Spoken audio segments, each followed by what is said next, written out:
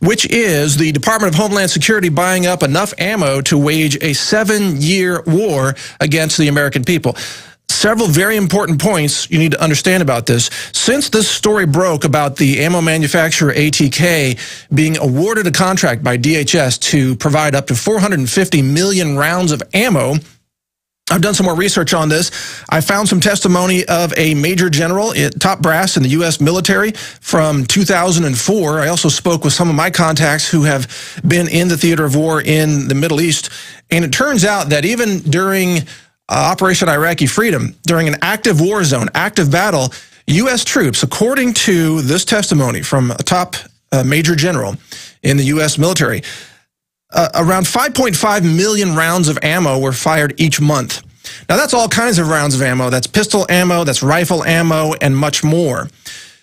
Now, with the DHS purchasing 450 million rounds of 40 caliber hollow point ammo, that's enough ammunition. If you were to put that in the frame of about 5.5 million rounds a month, that's enough ammunition to wage a 7-year war just from the pistol ammo alone, not to mention other contracts where they're purchasing, let's say, 5.56 ammo for rifles, or 308 ammo, or other battle ammo for rifles, which there are other contracts out there to purchase all of that ammo as well.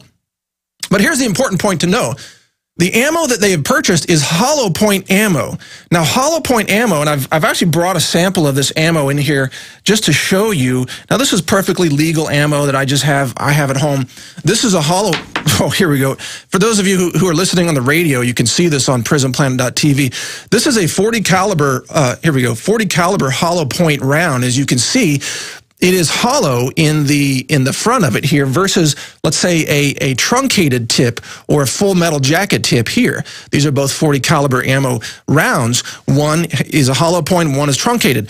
The hollow point is designed, by the way, to cause more trauma, to cause the target of whoever you're shooting, which is why law enforcement chooses this ammo, or people choose it for self-defense. It causes the target to suffer more trauma, more bone breakage, more, oh, excuse me, there we go, more, yeah, we've got some rifle rounds here to show you by comparison.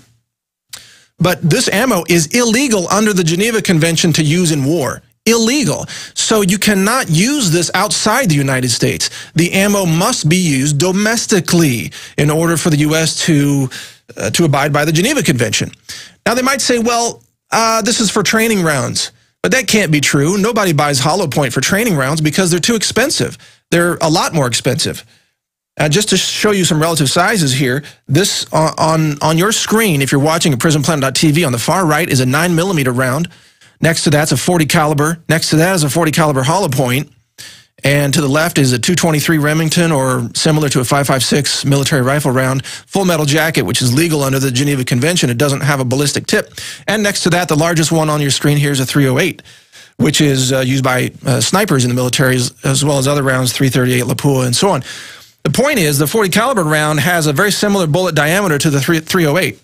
So this is a round that is used by police to bring down bad guys very, very quickly, to shatter their pelvis, for example, to shatter their spine. This is actually taught in police training classes. If there's a bad guy that's killing innocent civilians in a scene, you shoot for their spine to bring them down. You shoot for their heart, their lungs, to cause massive bleed-out trauma to eliminate that threat as quickly as possible. This is, everybody out there who's law enforcement knows that what I'm saying is absolutely true in the way that you're trained. So the question remains, why would the Department of Homeland Security want to buy 450 million rounds of this kind of ammo, which, again, is enough to wage potentially a 7-year war on domestic soil against the American people? That's a very disturbing idea. Very concerning to me as someone who preaches the de-escalation of violence and the peaceful resolution of any kind of conflict or disagreement.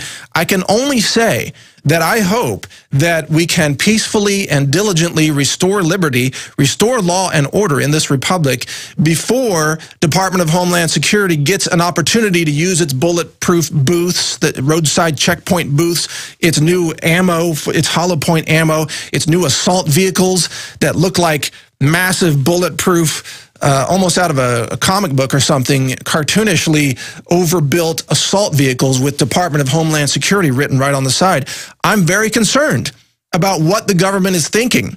Why does it need to purchase this ammo? Why does it need these assault vehicles? Why does it need these bulletproof booths?